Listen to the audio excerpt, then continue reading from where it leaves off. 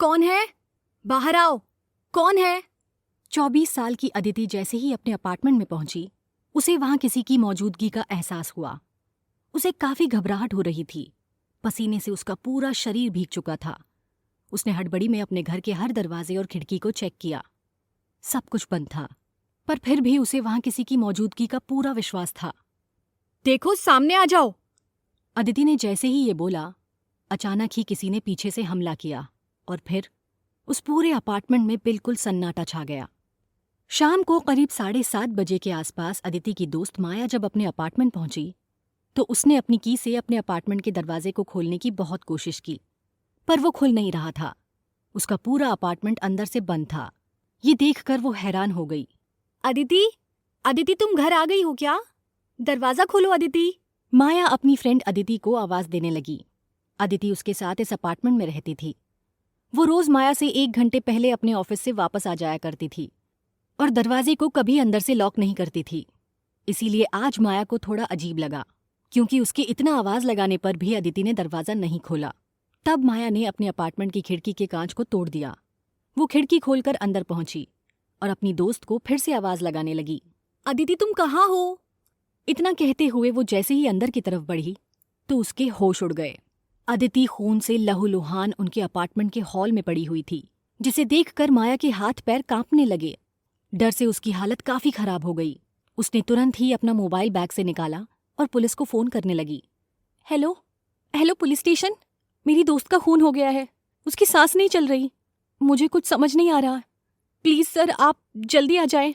नहीं, मुझे कुछ नहीं पता। मैं अभी अपने ऑफिस से घर पहुंची हूँ। पुलिस को एड्रेस मिलते ही वहां पहुंचने में ज्यादा वक्त नहीं लगा। उन्होंने उस पूरे अपार्टमेंट को सील कर दिया और उनकी तहकीकात शुरू हो गई। सबसे पहले उन्होंने अदिति के पोस्टमार्टम के लिए उसकी बॉडी वहां से भेज दी। वहां घर में चोरी जैसा कुछ नहीं लग रहा था, पर हाँ, घर का कुछ सामान बिखरा हुआ था, जिसे देखकर पुलिस वाले समझ गए कि वहां किसी तरह की झड़प हुई थी। पर आखिर क्यों? 25 साल की अदिति का दुश्मन कौन था और किसने उसे बेरहमी से मार दिया?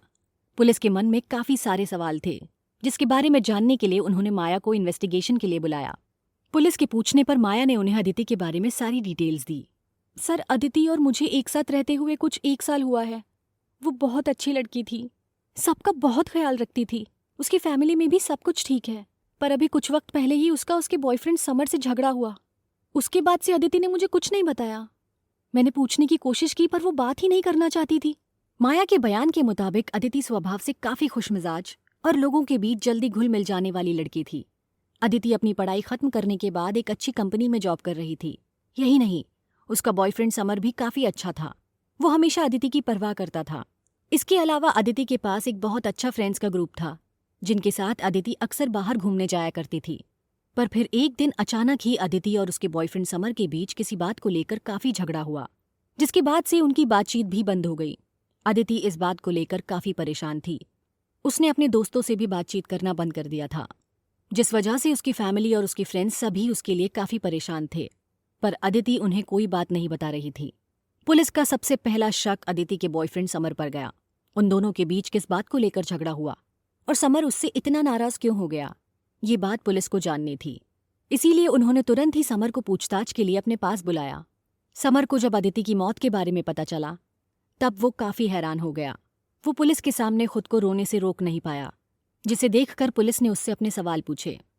कुछ वक्त पहले तुम्हारे और अदिति के बीच किस बात को लेकर झगड़ा हुआ था, और फिर तुमने उससे मिलना जुलना क्यों छोड़ दिया? पुलिस के पूछने पर समर ने उन्हें अपने और अदिति के बीच हुए झगड़े की वजह बताई। सर, मेरा अदिति से इसलिए झगड़ा हुआ था क्योंकि वो मुझे चीट कर रही थी। मुझे जब उसके इस धोखे का पता चला तब मैंने उससे ब्रेकअप की बात कही, पर उसने कहा कि वो ऐसा कुछ नहीं कर रही और उसे इन सब में फंसाया जा रहा है। पर मेरे पास अदिति के धोखे के सबूत थे। वो अभी भी अपने पहले बॉयफ्रेंड के साथ रिलेशनशिप में थी, और जब मैंने इस बात के लिए अदिति को कन्फ्रंट किया तो वो इस बात से मुकर गई, जबकि मुझे इस बारे में खुद उसके एक्स बॉयफ्रेंड ने बताया था। उसी ने मुझे सारे सबूत दिए थे और कहा था कि मैं उसकी जिंदगी से दूर चला जाऊं। पुलिस के पास अब 2 बयान थे, जहां माया का कहना था कि कुछ वक्त पहले समर और अदिति की लड़ाई हुई थी, और अब समर पुलिस को ये कह रहा था कि अदिति अपने पुराने बॉयफ्रेंड के साथ अभी भी रिलेशनशिप में थी, जबकि माया का कुछ और ही कहना था। इन दोनों की ये बातें पुलिस को उलझा रही थी। उन्हें समझ नहीं आ रहा था कि इन दोनों में से झूठ कौन कह रहा था। कहीं समर खुद को बचाने के लिए अदिति के पुराने बॉयफ्रेंड पर सारा इल्जाम तो नहीं डाल रहा था, या फिर माया पुलिस वालों से कुछ छुपा रही थी। वहीं पुलिस को अदिति के दूसरे दोस्त और परिवार से ये पता चला कि अदिति ने उन सभी को अपने सोशल मीडिया और अपनी लाइफ से पूरी तरह से हटा दिया था। वो कभी कभी अपने परिवार से बात करती थी, इसके अलावा उसने सबसे बात करना छोड़ दिया था। वो किसी को भी अपने आसपास नहीं आने देती थी। अदिति के फ़ोन में भी ज़्यादा किसी के कॉन्टैक्ट नंबर नहीं थे, ना ही वो ज़्यादा सोशल मीडिया प्लेटफॉर्म पर थी। पर ऐसा पहले नहीं था। पहले अदिति सबसे बात करती थी, सोशल मीडिया पर भी हमेशा एक्टिव रहती थी। पर अभी कुछ वक्त पहले से अदिति ने ये सारी चीज़ें बंद कर दी थी, जो पुलिस को हैरान कर रही थी। वहीं पुलिस के और पूछताछ करने पर माया ने उन्हें अदिति के पुराने बॉयफ्रेंड के बारे में कुछ जानकारी दी। सर, अदिति का पुराना बॉयफ्रेंड विवेक कुमार एक मिलिट्री ऑफिसर है और उसकी पोस्टिंग इंडिया के बॉर्डर पर है। अदिति और विवेक कुमार की मुलाकात सोशल मीडिया पर कुछ कॉमन फ्रेंड्स के जरिए हुई थी और फिर धीरे धीरे उन दोनों को प्यार हो गया। सब कुछ बिल्कुल नॉर्मल था। वो काफ़ी केयरिंग बॉयफ्रेंड था। उनके रिलेशनशिप को अभी ज़्यादा वक्त नहीं हुआ था और वो दोनों एक दूसरे के काफ़ी करीब आ गए थे। अदिति बहुत खुश थी, पर एक दिन हमारे ही फ्रेंड सर्कल की एक फ्रेंड ने विवेक कुमार को किसी और लड़की के साथ देखा। तब अदिति को पता चला कि वो उसे धोखा दे रहा है, इसीलिए उसने उससे ब्रेकअप कर लिया। पर विवेक कुमार उससे माफ़ी मांगकर सब ठीक करना चाहता था। उसने अदिति को मनाने की बहुत कोशिश की। वो हम लोगों को अक्सर मैसेज करता, उसके परिवार को मैसेज करता, उनसे मिलने की कोशिश करता। वो किसी भी तरह से अदिति को वापस अपनी ज़िंदगी में लाना चाहता था। पर अदिति अब उसके धोखे के बाद उस पर ट्रस्ट नहीं कर सकती थी, इसीलिए उसने उसे कभी मौका नहीं दिया। पर वो हमेशा उसे मनाने की कोशिश करता रहता। सर, विवेक कुमार बहुत अजीब इंसान था। उसने एक बार हमारे अपार्टमेंट के बाहर खिड़की के पास अदिति के लिए चॉकलेट और बलून्स रखे और हमें पता भी नहीं चला। लेकिन उसकी इतनी कोशिशों के बाद भी जब अदिति नहीं मानी और उसके खिलाफ पुलिस कंप्लेंट कर दी, तब विवेक कुमार के खिलाफ सख्त एक्शन लिए गए और फिर वो अदिति से मिलने कभी नहीं आया। लेकिन अदिति फिर भी काफ़ी परेशान थी। माया से सारी जानकारी लेने के बाद अब पुलिस ने विवेक कुमार के बारे में इन्फॉर्मेशन निकालना शुरू किया। तब उन्हें विवेक कुमार की सारी जानकारी मिल गई कि अदिति ने उसके खिलाफ कंप्लेंट की थी, जिसके बाद विवेक कुमार के ऊपर सख्त कार्यवाही की गई। तब से वो कभी भी अदिति से मिलने नहीं गया। लेकिन अगर विवेक कुमार अदिति से मिलने नहीं आया, तो क्या उसके करंट बॉयफ्रेंड समर ने ये सब किया? क्योंकि विवेक कुमार ने उससे झूठ कहा था कि वो और अदिति अभी भी रिलेशनशिप में थे। क्या उसने अपनी जलन और गुस्से में अदिति का खून कर दिया और अब पुलिस से झूठ कह रहा था? या फिर अब भी कोई कड़ी थी जो अधूरी थी? माया ने अपने बयान में जिस पुलिस कंप्लेंट का जिक्र किया था, पुलिस ने उस कंप्लेंट के बारे में भी जानकारी इकट्ठा की। तब उन्हें उस कंप्लेंट से और भी कई सारी जानकारियां पता चली। अदिति ने उस कंप्लेंट में विवेक कुमार के खिलाफ कई बातें बताई थीं, जैसे वो उसे कहीं भी आने जाने और किसी से भी मिलने से रोकता टोकता, वो उसकी लाइफ को कंट्रोल करता और वो उसे अपनी बात मानने के लिए धमकी देता, डराता। यही नहीं, जब अदिति ने उससे बात करना बंद कर दिया और उससे ब्रेकअप कर लिया, तब भी वो लगातार उससे कांटेक्ट करता था। लेकिन जब इन सब चीज़ों से बात नहीं बनी, तब उसने अदिति के सोशल मीडिया अकाउंट को हैक करना शुरू कर दिया। वो उसके सोशल मीडिया अकाउंट को हैक करके उस पर नज़र रखता था कि अदिति किससे बात करती और कहाँ जाती थी। इसी के जरिए उसे अदिति और समर के रिलेशनशिप का पता चला। इसी के बाद उसने अदिति से समर को छोड़ने के लिए कहा था। वो अदिति को खोना नहीं चाहता था, पर अदिति ने उसकी बात को मानने से इनकार कर दिया। तब विवेक कुमार ने उसे धमकी दी थी। लेकिन अदिति की कंप्लेंट के बाद विवेक कुमार के ऊपर कार्यवाही हुई, जिसके बाद से उसको अदिति के आसपास किसी ने नहीं देखा। इसी सब कार्यवाही के बीच अदिति की पोस्टमार्टम रिपोर्ट भी आ गई थी, जिससे पुलिस को ये पता चला कि अदिति की मौत गले पर 6 से 7 बार किसी धारदार चीज से वार करने से हुई थी। उसके पैर की हड्डी भी टूटी हुई थी, साथ ही उसे और भी कई जगह चोटें आई थी। पुलिस को इस पोस्टमार्टम रिपोर्ट से इतना पता चल चुका था कि मौत से पहले उसके और कातिल के बीच हाथापाई हुई थी और कातिल ने अदिति को जान से मारने से पहले उसे कई तरह से टॉर्चर किया था।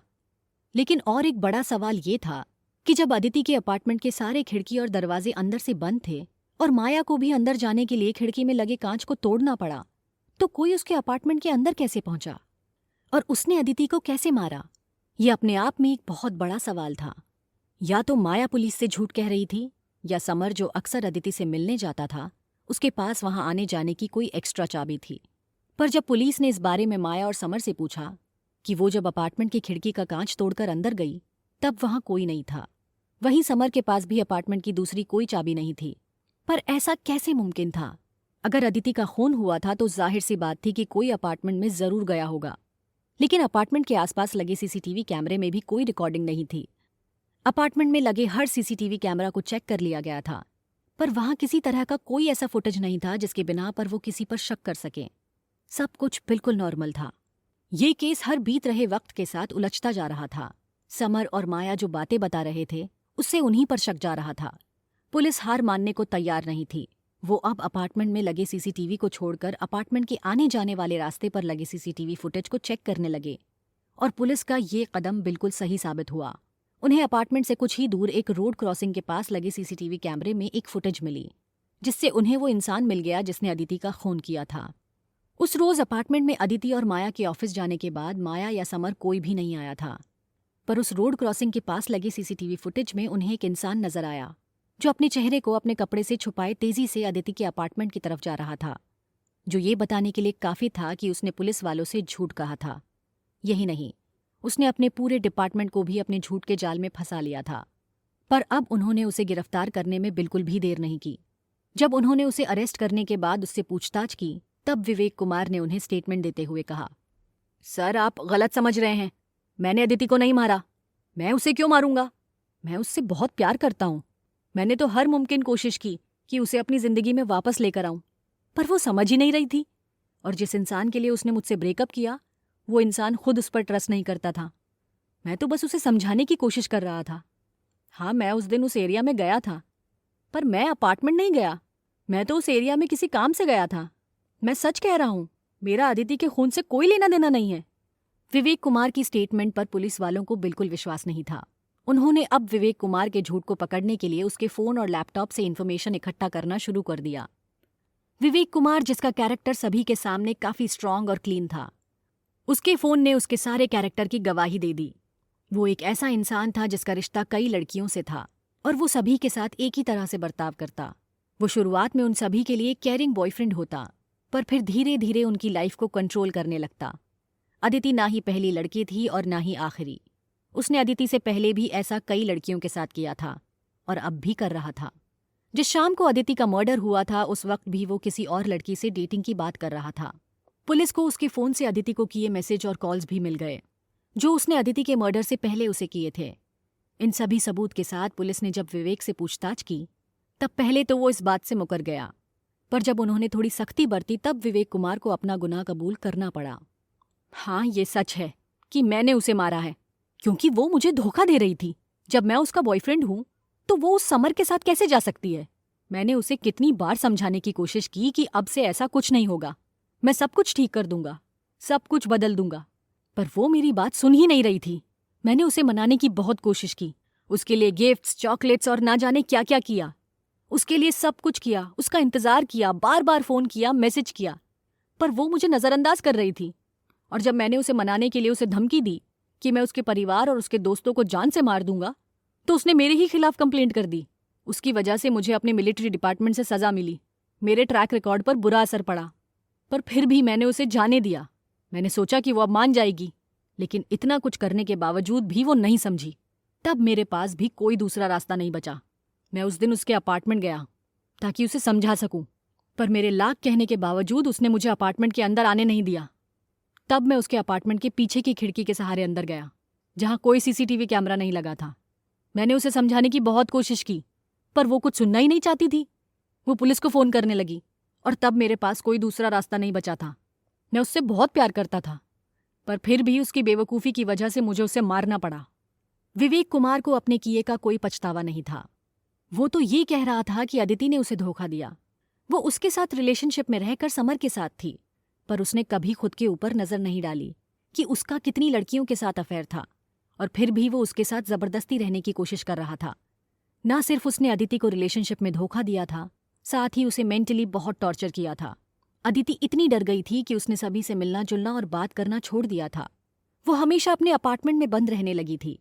पुलिस को अपार्टमेंट से कुछ मेडिकल रिपोर्ट भी मिली, जिससे उन्हें पता चला कि अदिति डिप्रेशन में चली गई थी।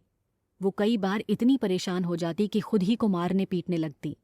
उसकी दिमागी हालत भी विवेक की वजह से काफी खराब हो गई थी, लेकिन फिर भी उसने खुद को संभाला। उसने समर के साथ अपनी जिंदगी में आगे बढ़ने की कोशिश भी की, पर विवेक ने उसे मार दिया, क्योंकि वो ये हजम नहीं कर पाया कि अदिति उसे छोड़कर किसी और लड़के के पास कैसे जा सकती थी। विवेक कुमार के गुनाह कबूल करने के बाद उसे 20 साल की सजा हुई, लेकिन इसमें अदिति की क्या गलती थी? उसने अपनी तरफ से अपने रिलेशनशिप में सब कुछ दिया था, पर विवेक कुमार नहीं सुधरा। वो लगातार अदिति को धोखा देता रहा।